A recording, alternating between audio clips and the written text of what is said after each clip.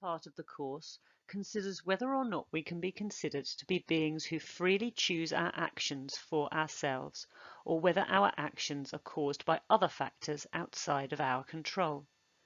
There are a number of different approaches to this question.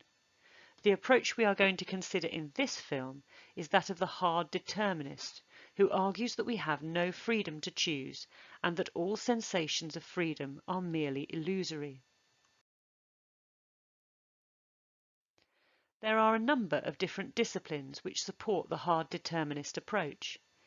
Each of these approaches uses their own expertise in order to demonstrate that every choice that we make is caused by factors outside of our control. In each case, the factors that have an impact upon us are different. In scientific determinism, the focus is upon physical causes, such as our genes, whereas in the psychological determinism, the factors emphasized are those that affect the mind. In stark contrast, theological determinism considers any divine causes that might affect us. Hard determinists take the approach that all things are caused without exception. There might be any number of things that act upon us, and we might incorporate knowledge from each of the above disciplines. The features that we should notice about the hard determinist approach is that it is incompatibilist. This means that it does not allow any concept of freedom to be held along with the determinist approach. It says that we cannot be both determined and free. Instead, we are one or the other, and in this case, we are determined.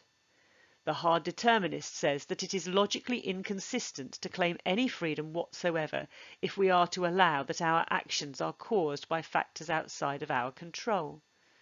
The hard determinist says that our actions are preconditioned by events previous to our decisions. What this means essentially is that we are programmed by prior events to make the choices to behave in the way we do.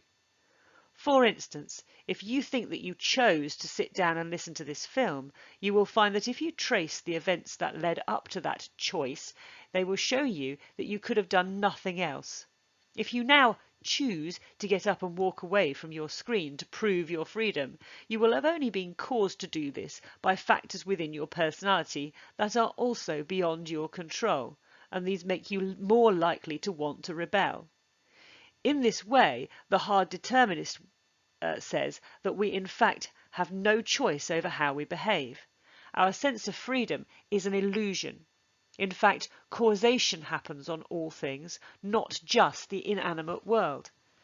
The cosmological argument claimed that cause and effect happened on all things, but really meant the inanimate world.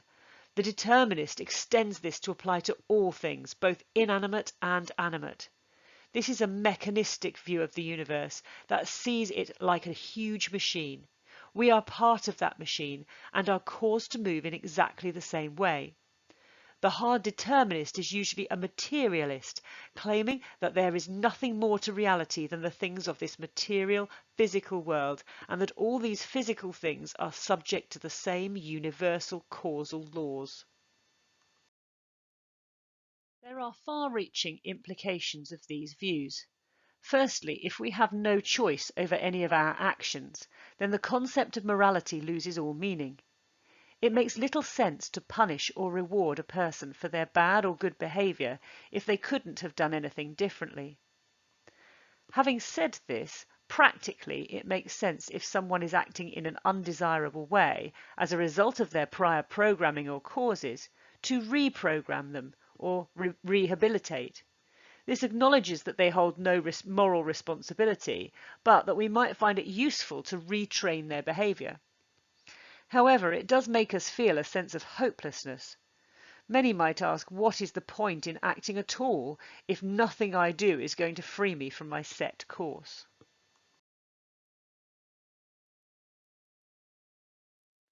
For religion, this approach is pretty significant too.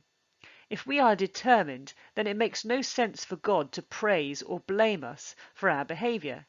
He cannot surely have heaven or hell planned for us based on our moral actions if we didn't have any choice to do anything differently. A lot of religious belief does depend on beliefs about free will. For example, the problem of evil. Without the concept of freedom, God has the responsibility for making us suffer, and we have no way of improving ourselves morally because our actions are already set out. We cannot make the choice ourselves to have faith in God or to reject him, as these beliefs are also outside of our control. They will have been set by God or by the events in our lives that lead up to that action.